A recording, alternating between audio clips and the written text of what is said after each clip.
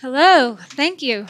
I'm really excited to be here because I've kind of had this moment while I was sitting here and watching Shane and Dr. Pompa speak. And, you know, there's a lot of big companies that are buying smaller companies, and they're kind of like stripping them of all of the things that make them special just to kind of increase monetary gain.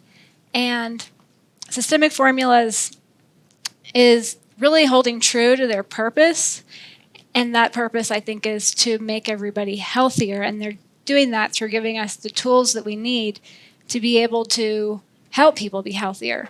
And like Shane has, I wish he was in here, I'd be thanking him right now. Shane has really, I've never seen a CEO give a seminar that was so enlightened and detail rich.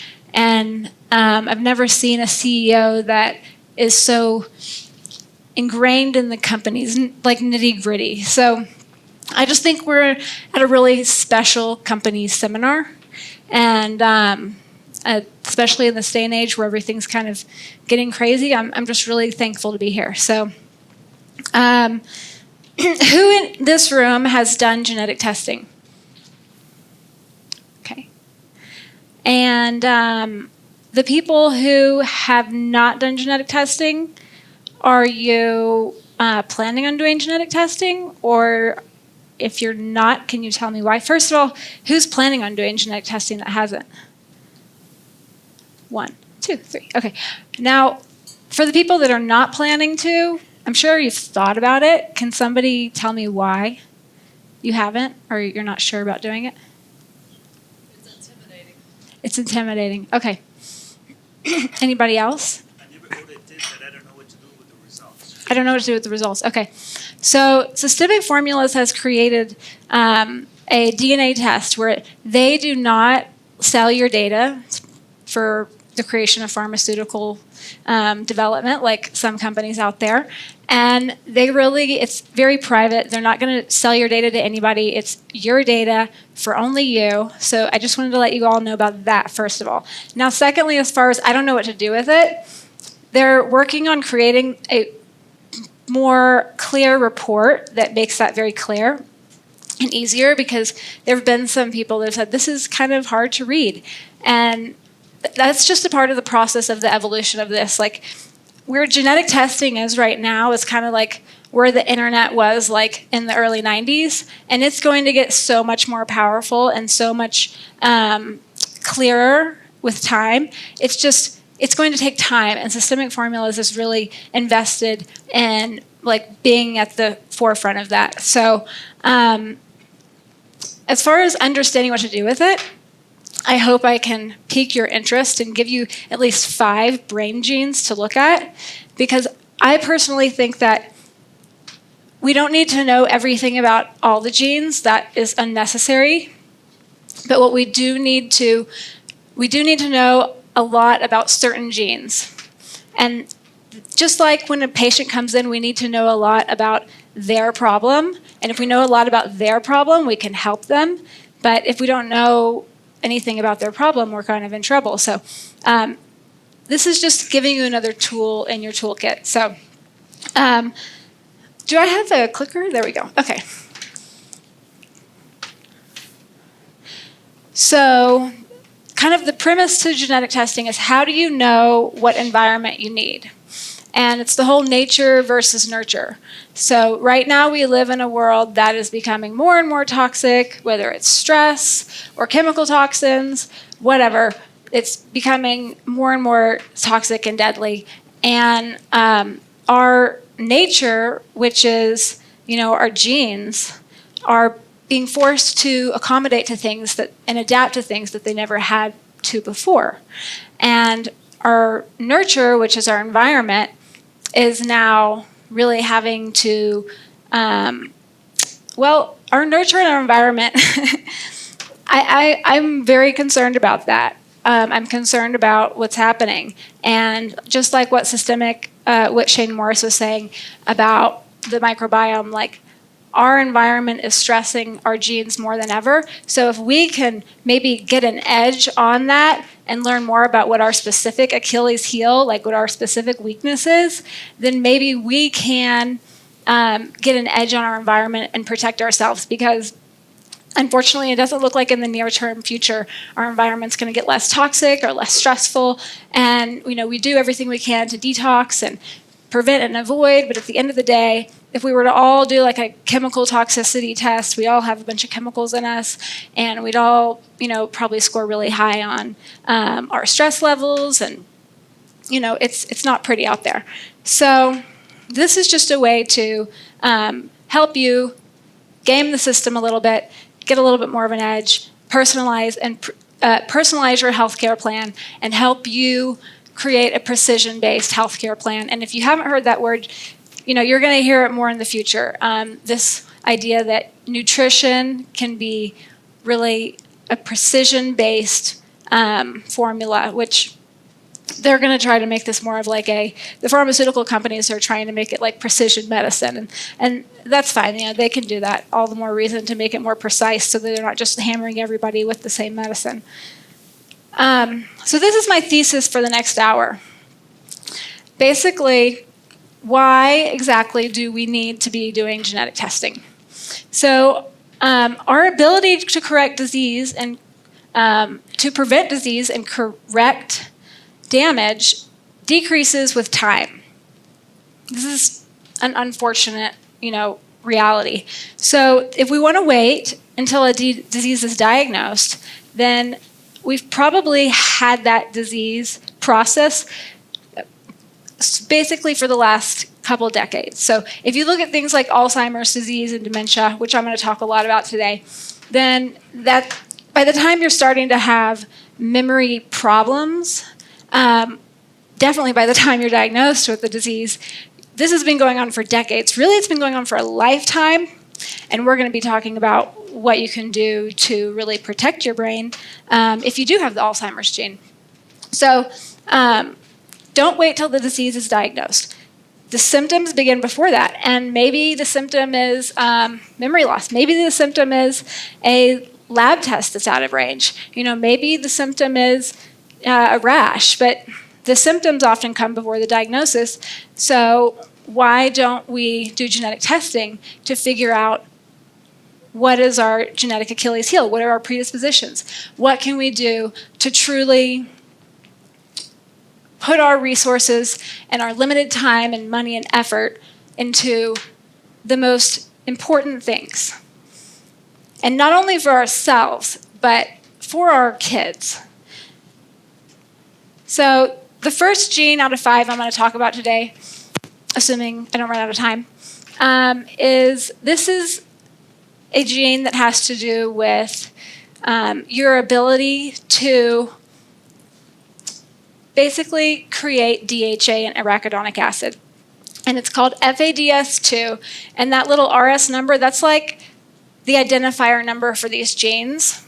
If you guys are not really familiar with genetic testing, don't worry about it. This is one of many genes on Systemic Formula's genetic test on their brain health panel. They have many different panels. They have a detox panel. They have a brain health panel. They have, lots of panels. This is on their brain health panel. So this specific gene, if you inherited the GG genotype, then you're not making as much arachidonic acid and DHA. And this is a problem because, I think that, a picture kind of can speak for 1,000 words. And look at the GG genotype. These are kids that have the lowest IQs of all, the GG genotype. So I don't know what you guys are willing to pay for your kid to have an extra 10 points on their IQ, but for me, it would definitely be something that I would at least be willing to pay for, a bottle of DHA for. So the people who have the C allele, they actually are a little bit better at making DHA. First of all, nobody in this room is great at making DHA. We all need to get it from our environment. The ability to make DHA is very limited. And this is where eating fish, getting omega-3 fatty acids, whether it's from algae or fish or whatever, and really, so it's not just about what you're eating, but it's also about the supplements. And so if we look back at this, the CC genotype and the CG genotype, they have much higher IQs, but they have particularly higher IQs when their babies are breastfed. So if the babies are fed infant formula, then their IQs are significantly lower. And that's because their breast milk has much more DHA than what infant formula is providing. So the interesting thing here is that the GG genotype, they all have much lower IQs. But in the case of the New Zealand study, the GG genotype actually had a slightly higher IQ with DHA. I don't know what to make of that other than maybe these brains were so starving for DHA that when the infants were fed formula, they just soaked up the DHA in the formula. Regardless, all of the GG genotypes have significantly lower IQs than those with the CC and the CG. And so what does this mean like in terms of you and your patients? What this means to me is when I see somebody that has a GG genotype, I'm going to be talking to them about you need to make sure you're getting omega-3 fatty acids. You need to be getting a lot of DHA. If you're planning on getting pregnant, you need to be taking it way before you get pregnant. During pregnancy, while you're breastfeeding, your baby needs to make sure that they're getting DHA in their bottles of milk that you're giving them. So hopefully it's breast milk, but still, you give them milk by bottle often when they're breast milk. Hopefully, you can get away from that leash. But I don't want to create an issue where we're shaming women into feeling like, oh my gosh, I can't breastfeed and I'm a bad mom, because so many people, they really try to breastfeed and for whatever reason they can't produce enough milk or they have problems. And so for these people, it's a very vulnerable time, and so it's, in my opinion, say, okay, do the best you can, make sure you're getting the DHA, and let's just, game the system. Let's make sure that your child's going to have the highest IQ possible, and that's inevitably going to mean a lot to them and you. Maybe it's a scholarship, I don't know. So that's just one example of a specific genetic variant that can significantly affect one's health.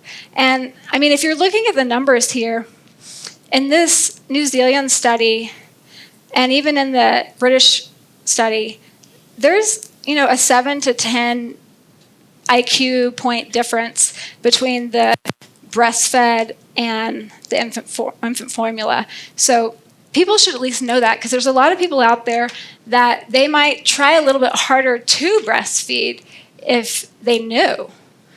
And so let them have that knowledge and they can do whatever they want to do with it.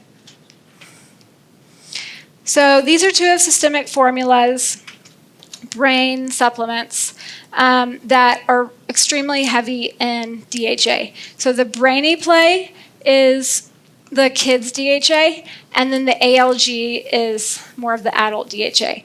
Both of these are really good, and what I would say one should consider, period, if they have a brain, but especially if they have, the genotype where they don't make DHA as well as they should. So about 40% of our brain is made of DHA. So this is extremely important. I think 65% of our retina. So if we don't have enough of this, then you're going to be looking at a person with more vision problems, more brain problems. We're going to talk more about that in a second. So let's see. I guess when I was putting together these slides, I was thinking, what is not only one of the most important brain health genes, but also one of the most complicated, so that I can make my first time speaking publicly for systemic formula extra exciting for you guys. And I decided the ApoE4, you have to talk about it. So I don't want to lose you guys as far as the exact genotypes. Not that many people in here have done your genetic testing. So I'm not going to spend too much time saying, like, this is what this genotype means as far as the RS numbers. I'm just going to tell you that, and if anybody in here has a question about their specific genotype, let's talk after this.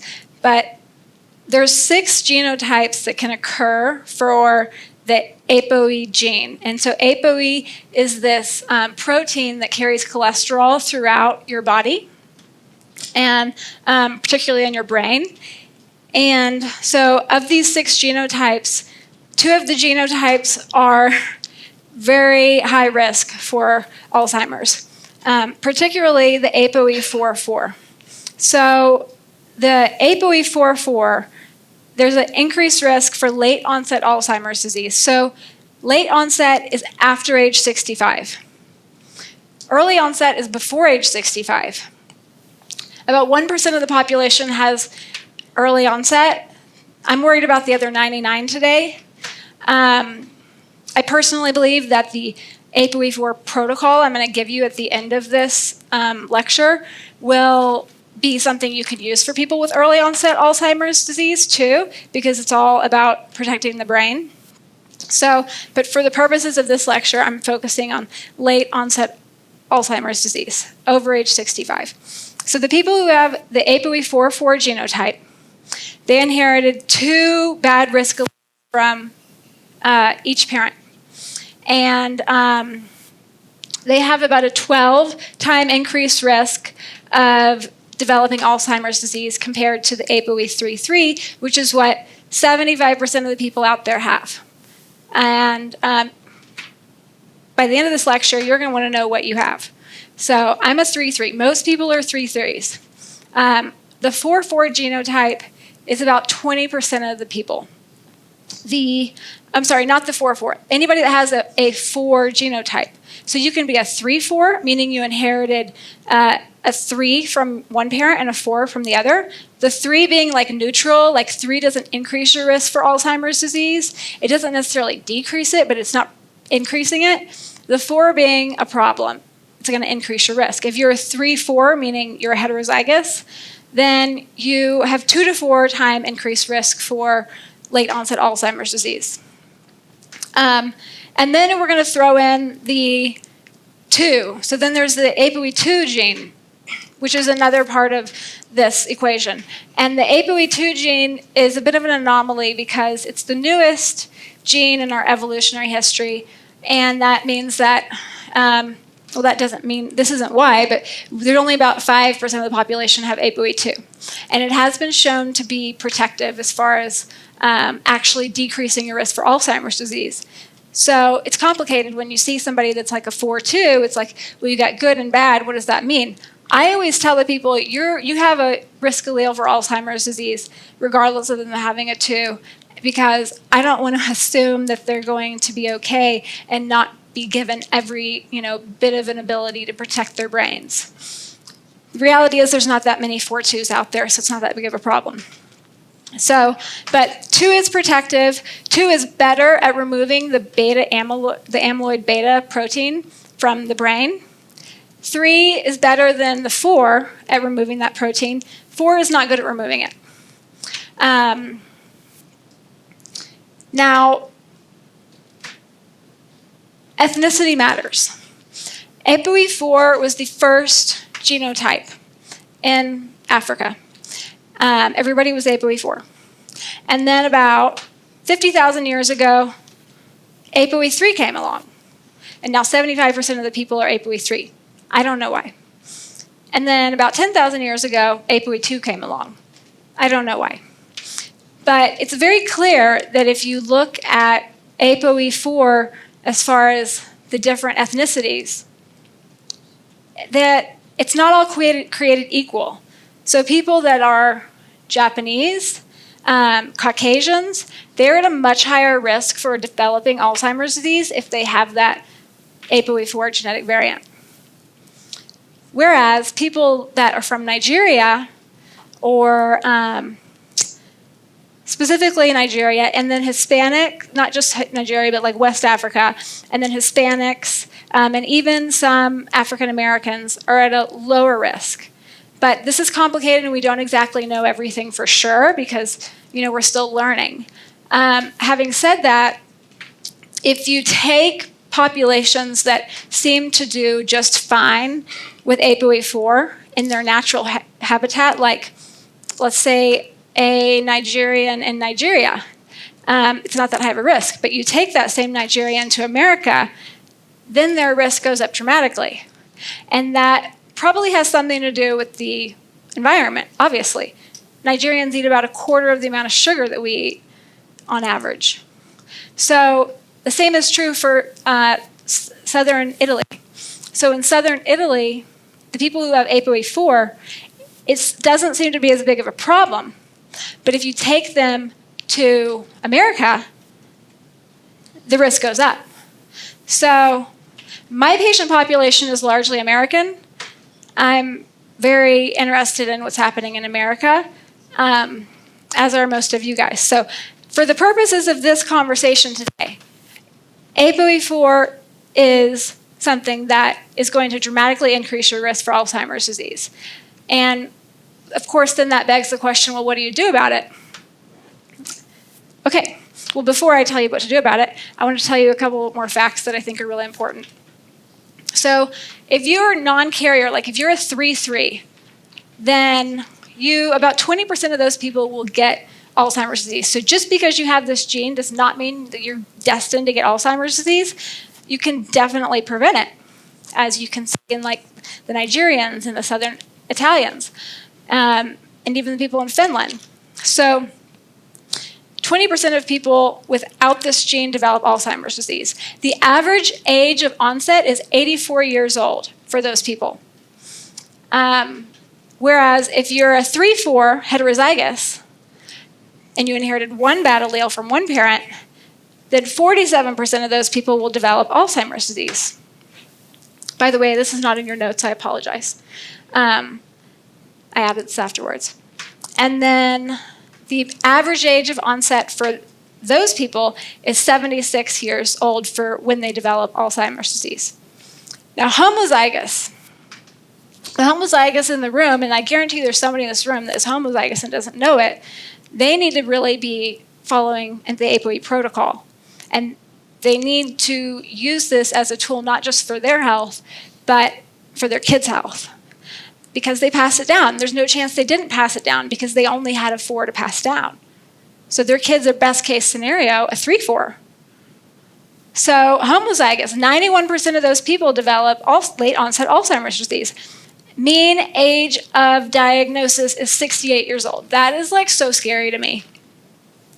So technically it's late onset Alzheimer's disease because it's over 65, but 68 is really young to develop Alzheimer's disease. They were having this problem. They were creating the disease process that developed into Alzheimer's disease decades before. Actually, it may have even started in their childhood, and we're going to talk more about that in a little bit. So, of the people who have Alzheimer's disease, 65% of them have the ApoE4 gene. The statistics, some people say one thing and other people say the other thing, but by and large, we all agree ApoE4 is a problem, and there's some specific characteristics about it that we need to pay attention and do things about. So 13% of people over the age of 65 have Alzheimer's disease. That's going to increase. And it's not just the people who have Alzheimer's, it's also like the human burden on their family and their kids. And so I really see getting genetic testing to figure out what you have and your kids have as a way to prevent that burden, which is huge. I think it's really an act of kindness towards your kids. You want to save and you want to give them an inheritance. Well, you might blow that inheritance on an assisted living facility because you didn't do the things that you otherwise might have done if you had just known what to do and that you were at risk. Okay. So a couple of things that are very important to know about ApoE4. And this part of the lecture is like kind of the bummer part, and then by the end of it, you'll have some hope. So, but the Debbie Downer.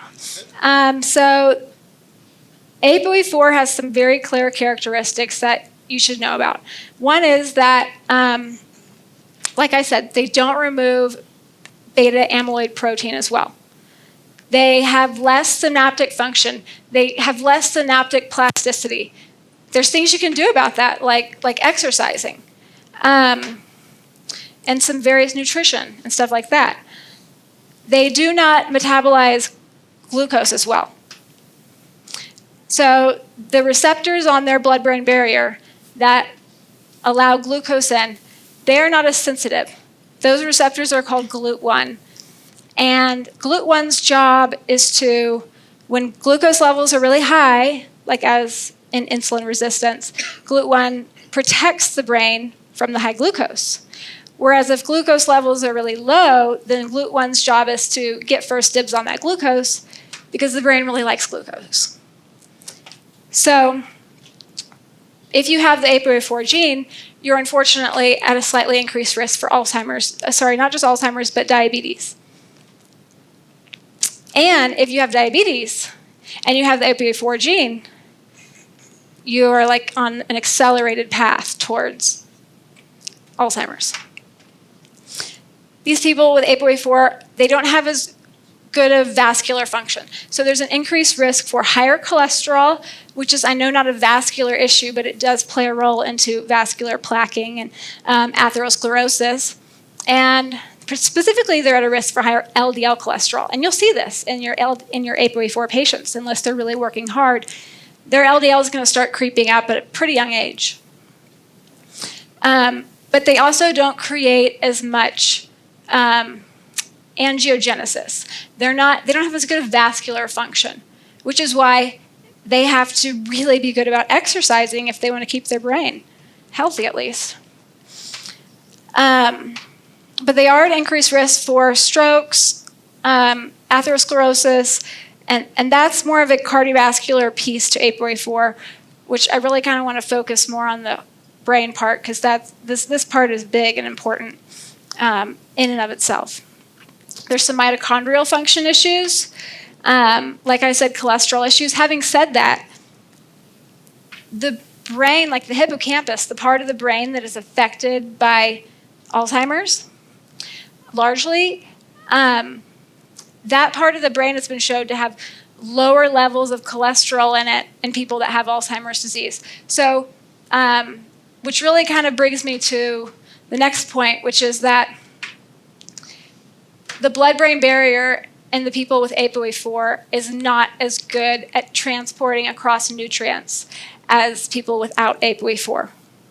So a large part of what happens in people who develop Alzheimer's disease is they create an energy deficit because the substrates they need to create energy in the brain are, and not just create energy, but to build and keep the brain healthy, they are not being transported as well, especially as the blood-brain barrier breaks down with age or trauma, as we're going to talk about. So they have more tangle formation, more sensitive to neural toxicity, and more brain atrophy.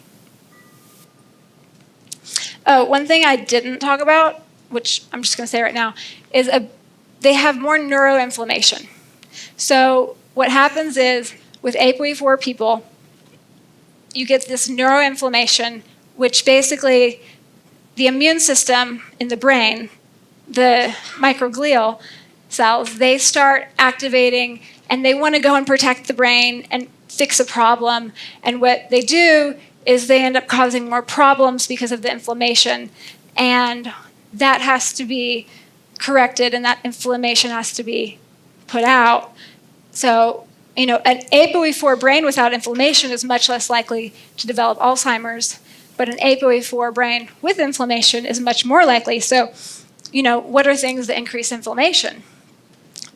Blood sugar being high, our diet, chemical toxicities, the list goes on. But how do we measure inflammation? Well, you can get like a C-reactive protein or a homocysteine on your lab test that you're doing on these people, and you can say, hey, you have inflammation plus ApoE4. We need to monitor that, and we need to get it lower because right now you're like on the fast track for neurodegeneration, and that's not a good track to be on. So, coming back to this slide, ApoE2 and ApoE3 will get more DHEA into the, DHA, I said DHEA, I always do that, it's DHA. We'll get more DHA into the brain, across the blood-brain barrier, than in the blood. The 2 and the 3 are better at getting across the blood-brain barrier. The ApoE4 is you're getting more out in the blood, less through the blood-brain barrier into the brain. This is a problem because you need DHA in your brain to have a healthy brain. However, ApoE4 people, when they're young, they actually get more DHA into the brain than non-ApoE4. So their brains are, in many cases, these young ApoE4 people, they're smarter than everybody. Their brains, they have a higher IQ in many cases. Their brains are functioning at a higher level, and they are just like sponges for that DHA. As they get older, that exact age I can't tell you, probably somewhere in the 50s to 70s, maybe much younger depending on your environment, epigenetics. As they get older, the ability to transport those substrates like DHA, even ketones, glucose, choline, these dramatically get decreased. Unless you're doing certain things to keep your blood-brain barrier healthier. And then you've got a fighting chance. And I should say that demise of the blood-brain barrier, it doesn't just happen with ApoE4. Like, it happens with everybody as they get older. It just happens faster and to a more intense degree with ApoE4. So when the brain has plenty of DHA, it is much better at getting glucose across the blood-brain barrier. It will actually upregulate more of those GLUT1 receptors, the receptors that bring glucose into the brain. When the brain is low in DHA, then it's harder to get that glucose into the brain. It kind of creates this vicious cycle. Low DHA, because you have ApoE4, then you can't get sugar in, then you create this energy crisis, and then you start catabolizing your neurons' myelin sheaths so that you can perform the functions that you need to and have the energy you need to keep the brain healthy. So in a brain that has plenty of sugar inside of it, not too much, but just the right amount, the glucose will actually prevent the phosphorylation of the tau protein.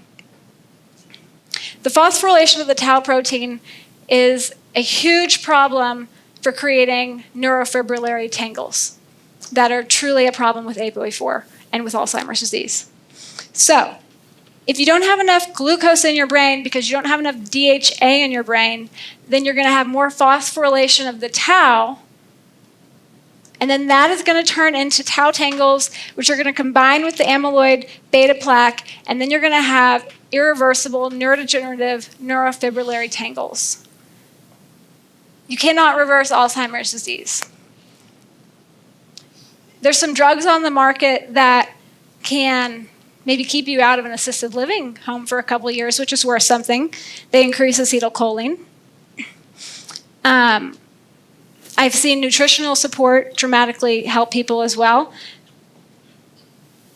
But when somebody comes in and to see you and they already have severe memory loss, that ship has sailed. And at that point in time, your measure of success is no longer, I am going to stop you from getting Alzheimer's disease. Your measure of success might be, I want to protect you from getting Alzheimer's disease for the next decade. And if you have the APOE4/4 genotype, where 67 is the mean age of you getting Alzheimer's disease, I want to make sure that we can make that a much later age. But just like that graph I showed you at the beginning, my thesis, the earlier you get started, the more profound and powerful of an impact your choices make. The choices we make every day compound. It's like compound interest. If we make bad choices, they compound over time, and those bad choices become really bad. If we make good choices, those good choices compound over time, and, well, age still happens, and it's good, but maybe not as good as we'd like. So you've got to make good choices every day, and it's easier to do that when you have knowledge. Knowledge is power.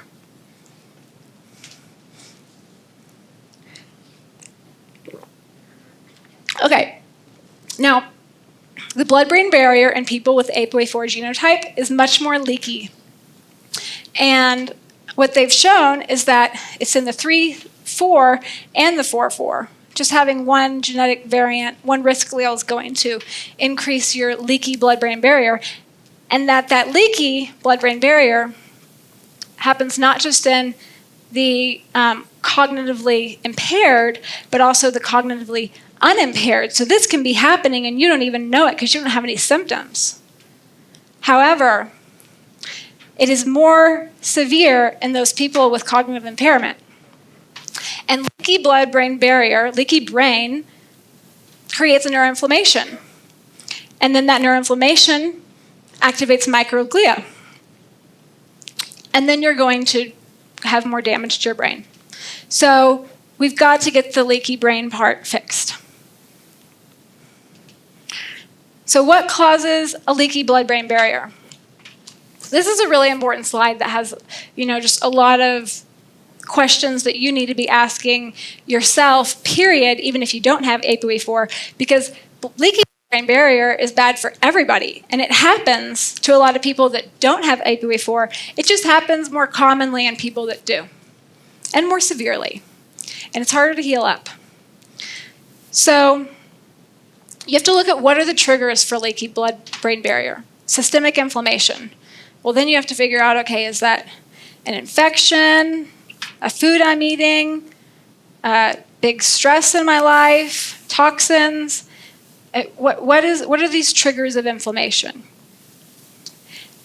Oxidative stress is a trigger of leaky blood-brain barrier. Oxidative stress definitely is something that we can help people with systemic formula nutrient antioxidants that can help protect you from oxidative stress. The life choices you make can protect you from oxidative stress. Autoimmune diseases, inflammation, infections, poor diet and food additives, disrupted circadian rhythm, intestinal permeability. So leaky gut can create leaky brain. Excess alcohol consumption. Unfortunately, if you have the APOE3/4, even if you just have the 3/4 or the 4/4, the amount of alcohol that's safe for you to consume, according to the research, is 0. 1 to 2 drinks a month will actually have a measurable negative impact on your brain. So there's a lot of people that want to say, oh, but the resveratrol in the wine, and just a little bit, and it's shown to be good for your brain. And well, maybe that's the case for some people, but if you have the APOE4 gene, that is not on the table as far as a medical benefit. And if you want resveratrol, take ROX. So environmental toxins, heavy metal toxins, you need to be figuring out, are these people eating way too much heavy metal fish? Do they have heavy metals? Do they have a lot of mercury amalgams in their mouths? A lot of them do, because a lot of the patients that I see that have this, they're older, because frankly, too many people are waiting too late to get genetic testing.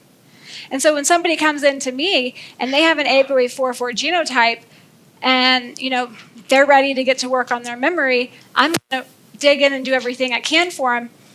But we're working with a limited capacity to heal because the time has gotten away from us. So look in your patient's mouths. Do they have mercury fillings? A lot of them do, and they don't even know it. Just look. They have a silver filling. Maybe it's time to go get that out of your body. That's not going to do you any favors. I have an ApoE4 for a 40-year-old female, and she was having all this chronic pain and brain fog, and she went in and she got her mercury amalgams removed, and it improved. The pain went away. The brain fog largely got better. That's something that isn't 100% resolved, and we're going to continue to work on it. But the truth is, in her case, it took me a long time to be able to have the conversation of your brain health with her because she had so many other issues. Her gut, big emotional traumas, other fires that you're trying to put out that I knew that this is a long-term patient, and I knew the last thing I need to do is like give this lady another stressor. We will deal with this. We're going to get your brain as healthy as possible, but today is not the day to lay it on you that, you're at a really high risk.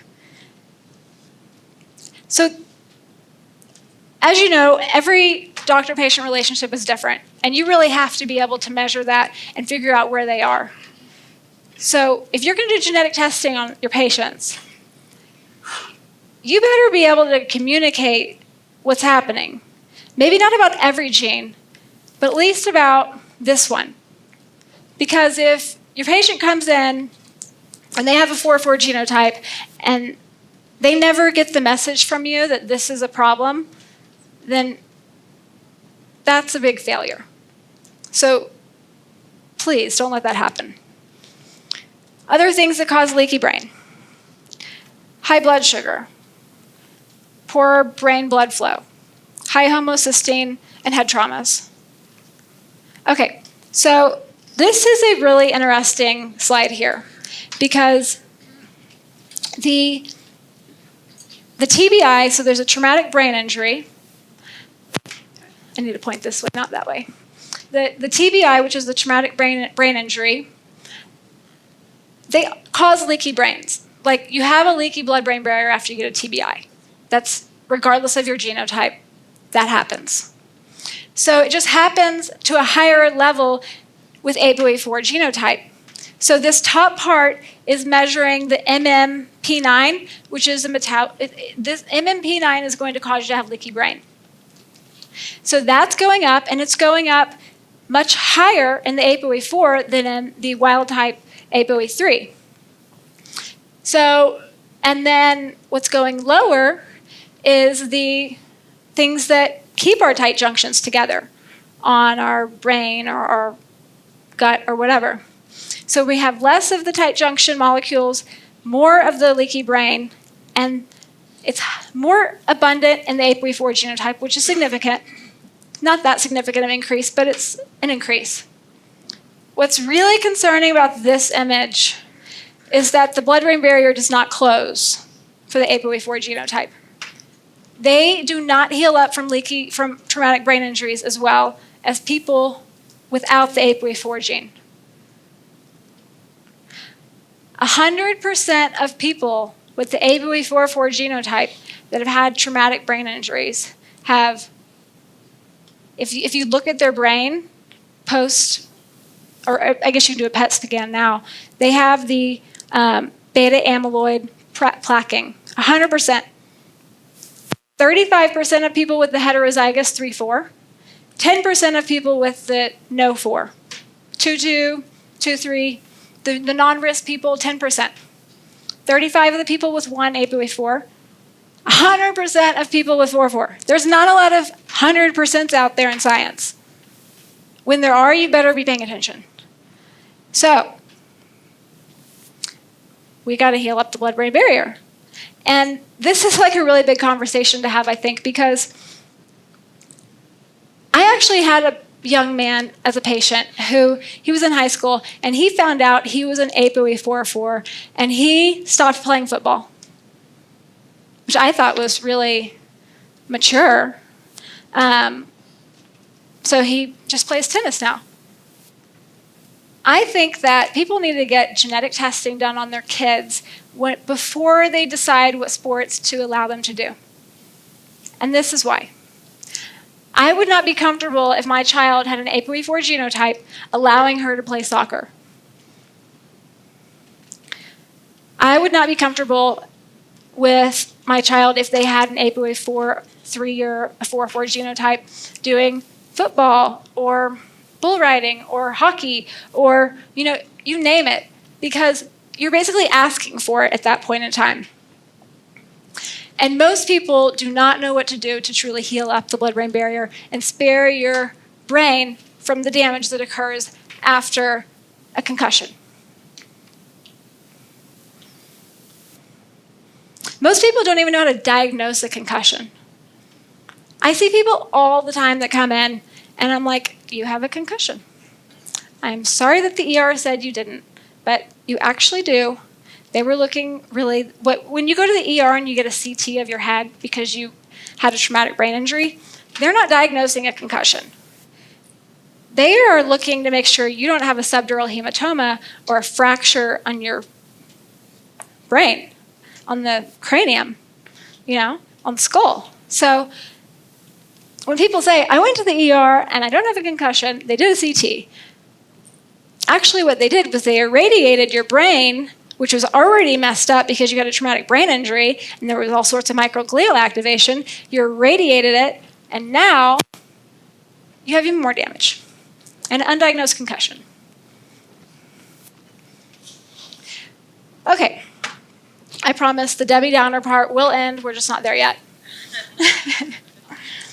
But I think, these pictures are valuable. So what we're looking at here is we're looking at specific rats that their brains, they tend to have a lot of beta amyloid plaquing synonymous with humans with Alzheimer's disease. So researchers really like to use these rats in lieu of humans. It's just more ethical, I guess. So what they're doing is they have a sham, which does not get a traumatic brain injury. And then they have, but it's still the APOE4 rat. And then they have a rat that gets a mild traumatic brain injury. And if you look at these, basically, you can see all of the brown dots and the atrophy where the sulci are starting to really indent in. You can see that after 9 weeks and 16 weeks. So especially after time, the amount of time that that your brain does not get healed up, the longer the amount of time after a concussion or traumatic brain injury that your brain does not get healed up, the more damage. The more concussions, the more traumas you have, and the more time, the more damage. So on the right, the top picture on the right, you can see that even after 2 days after a mild traumatic brain injury, there's significantly more damage than the image right below, which is the sham. They did not get hit in the head. But the most damage is at the very bottom, and that is with repetitive mild traumatic brain injuries. So the single mild traumatic brain injury has more damage than the sham, but the most damage is the repetitive mild traumatic brain injury. So if you get a head injury and you don't heal up from it and you get another one, you're going to have more damage, which is a problem because there's a lot of people out there that maybe they have APOE4 genotype, maybe they just didn't heal up from the traumatic brain injury blood-brain barrier problem, and then they get another one, and then they're really in trouble. So this is an image of the leaky brain that happens 6 hours after a traumatic brain injury. And this is not just for APOE4 people, just like non-APOE4 people. if you get a traumatic brain injury within 6 hours, you have leaky gut. So this is not a concussion protocol talk, but it's hard to talk about APOE4 without talking about traumatic brain injuries because it's clearly an important thing that is not getting the time that it needs. So basically, anybody that gets a traumatic brain injury, not only do you want to help heal up the gut, the brain, but you also want to help heal up the gut. And then if you don't heal up the gut, then you're going to get even more neuroinflammation because leaky gut causes more leaky brain, and then you're going to have even more microglial activation, and that happens even if you don't have APOE4. So this is important information, not just for people who have APOE4, but for anybody with a brain, which I know what y'all are thinking. I know some people this isn't going to work for, but I promise you it will. Okay. Here's an image that I think y'all are going to really geek out on because y'all really like fasting, which is I love. But basically, the percent of the cortex that was spared after a traumatic brain injury, it is dramatically increased if you just fast for 24 hours. Fasting for 48 hours turns out not to be good. You have less cortex spared. More is not always better. 24 hours, and you're good.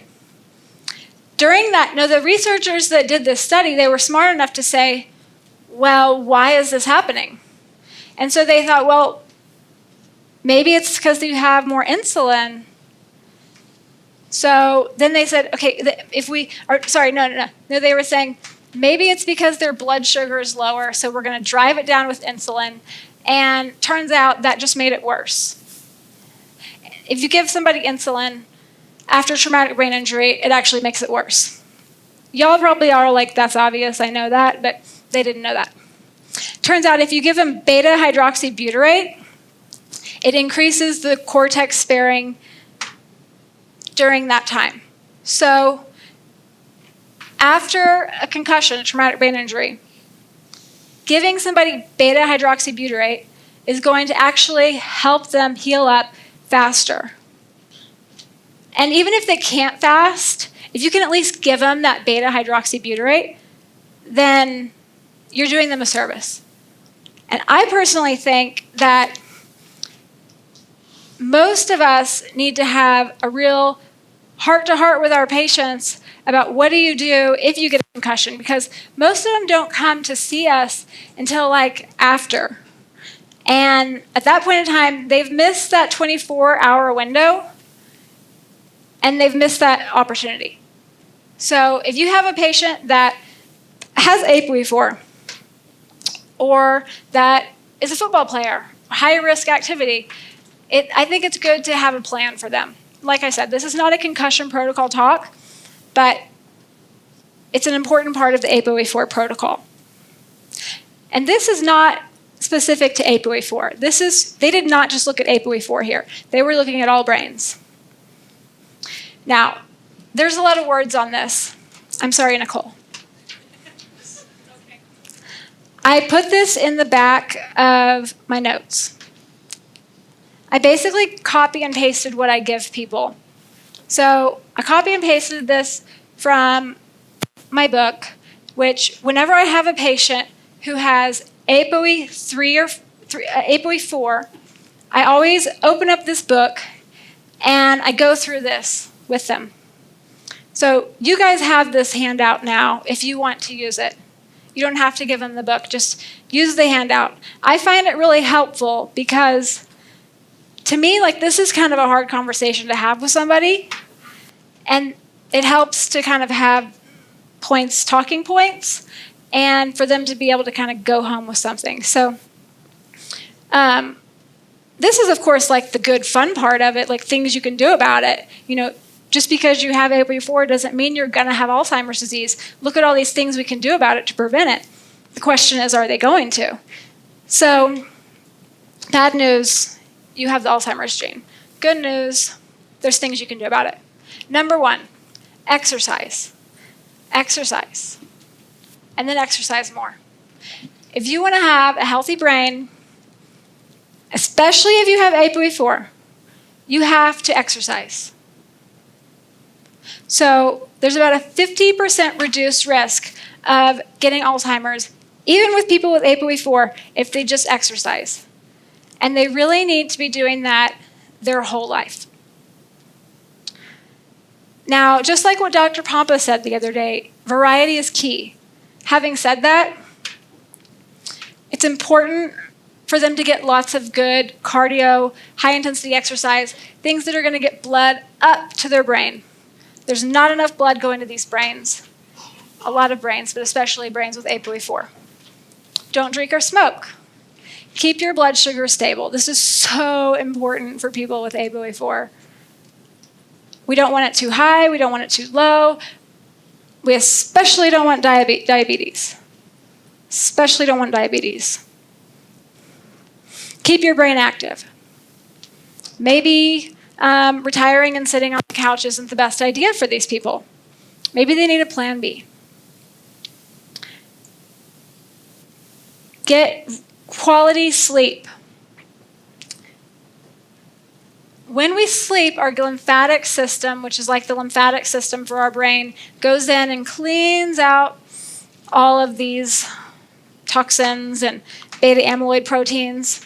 So you have to be sleeping for your brain to be able to go and do that. Control high blood pressure. This is said to be one of the most important controllable factors, risk factors for Alzheimer's disease. You have to control high blood pressure.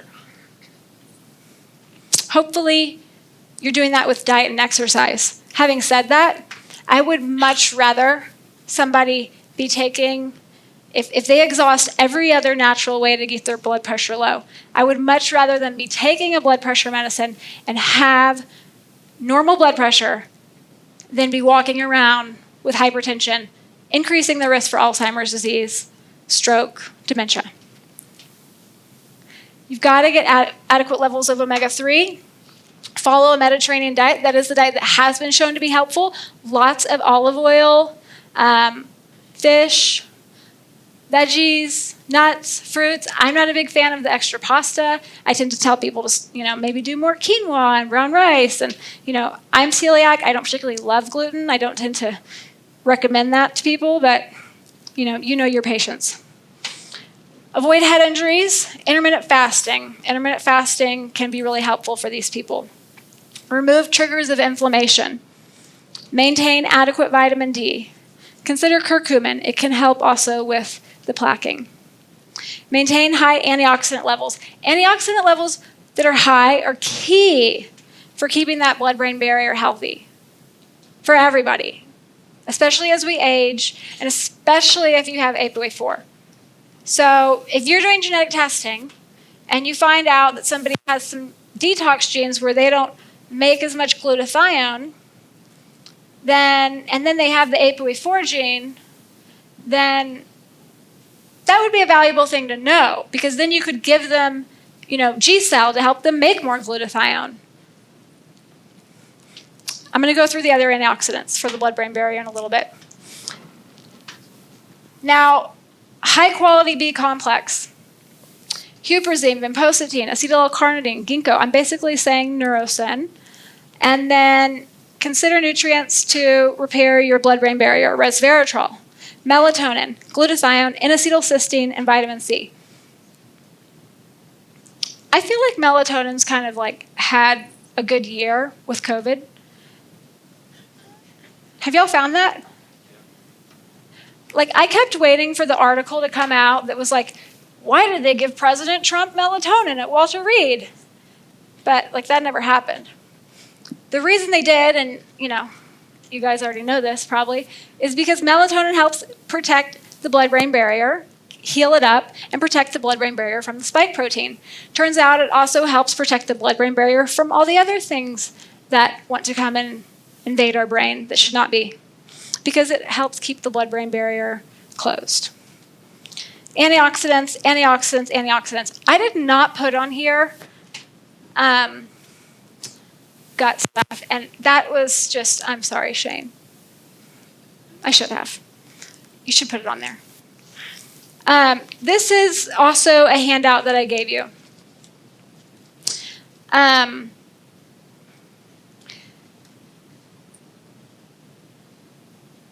the amount of supplements that these people with ApoE4, I believe, should be taking is pretty high. Not only do they need to be exercising, and yes, their supplements will work better when they exercise, and not only do they need to be keeping their blood sugar stable, but they have got to be taking these nutritional supplements. And there's no huge study that's shown that all of these supplements are going to prevent them from Alzheimer's disease.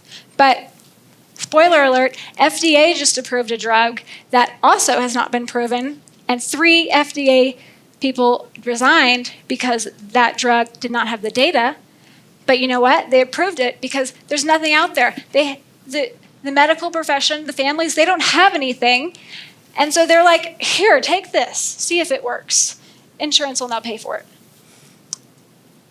If you look at PubMed and you see, Google, blood-brain barrier, Alzheimer's disease, melatonin, curcumin, DHA, the data is really strong. But the amount of time and money it would cost to do like a huge longitudinal study on one's brain health and these nutritional supplements is just not, there's not enough time and money. I'm about to run out of time, so we're going to start going a little bit faster. So for blood-brain barrier support, these are all antioxidants that you need for your blood-brain barrier if, you want to keep it closed.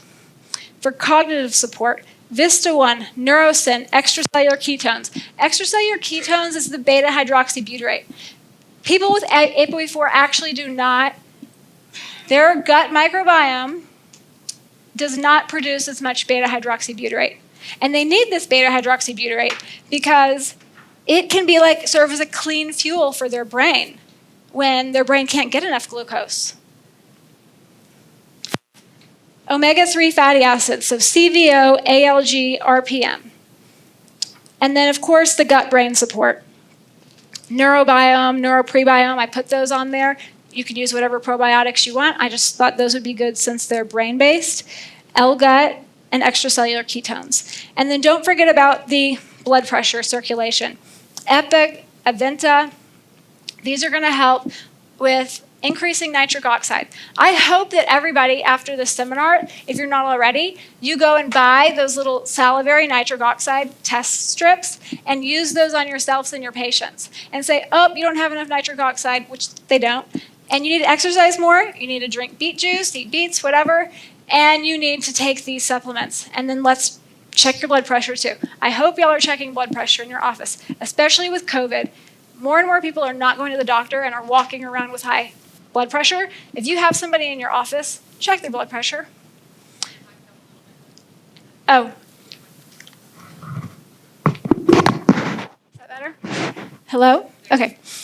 Homocysteine. If you have high homocysteine, then that is a completely correctable thing.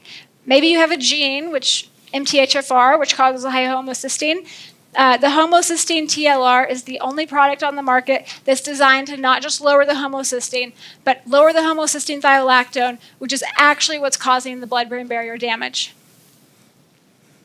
Cholesterol support, a lot of these people have high cholesterol. CVO, FBR, whatever you can do to get their cholesterol down naturally and protect them from a statin, because statins cause memory loss, more so in these people.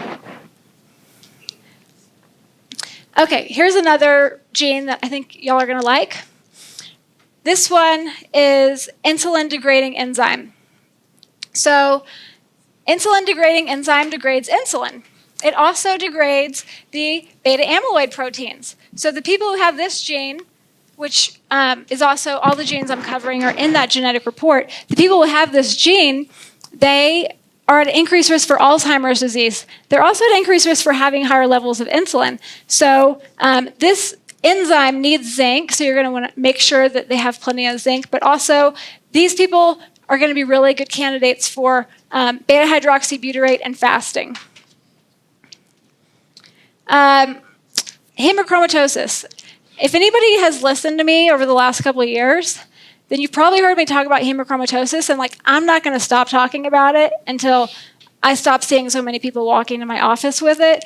and it's completely avoidable. And if you just do genetic testing, then we'll know if you have the gene. Now, there's 2 genes. Those are the 2 genes.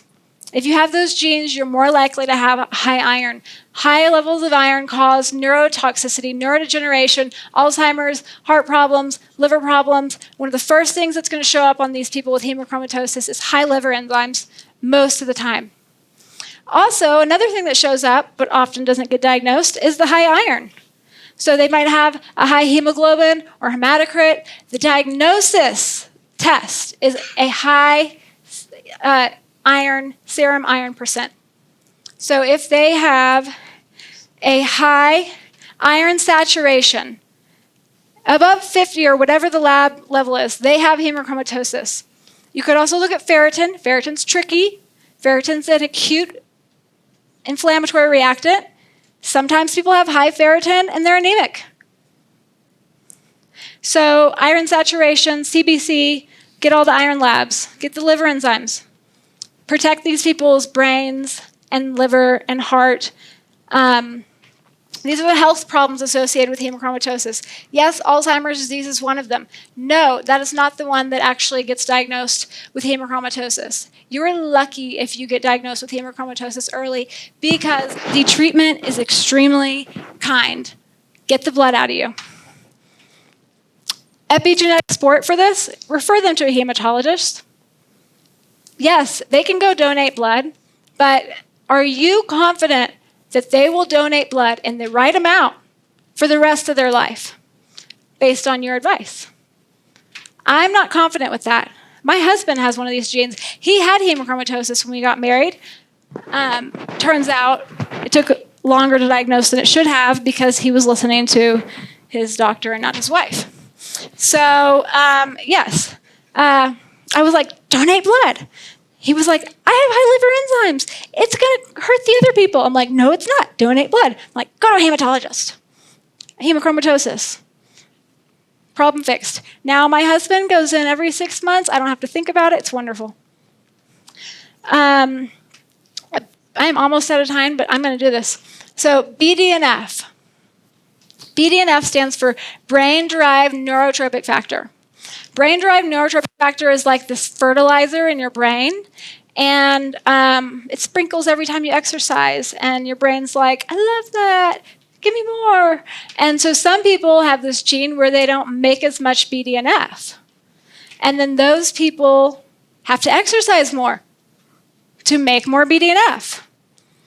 Symptoms of low BDNF: cognitive decline, depression, neurological disorders, impaired motor skills, impaired learning, being an introvert.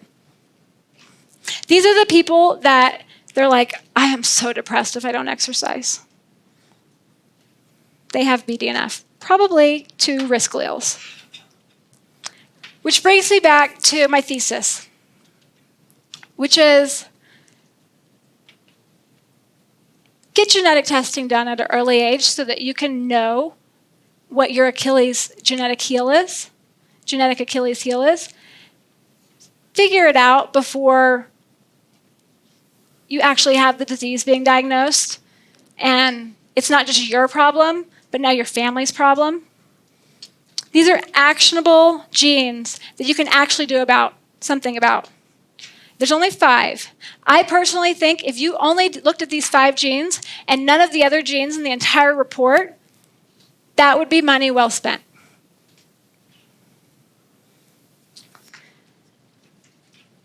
Prevention is the best medicine for chronic disease. We do not have true cures for chronic diseases. Do not hold your breath for a cure for neurodegenerative diseases. Prevention is key. There's no shortcut to health. Honestly, the most powerful shortcut that I know of is nutritional supplements. Otherwise, you still got to exercise, you still got to eat right, you still got to control your environment. That's it, folks.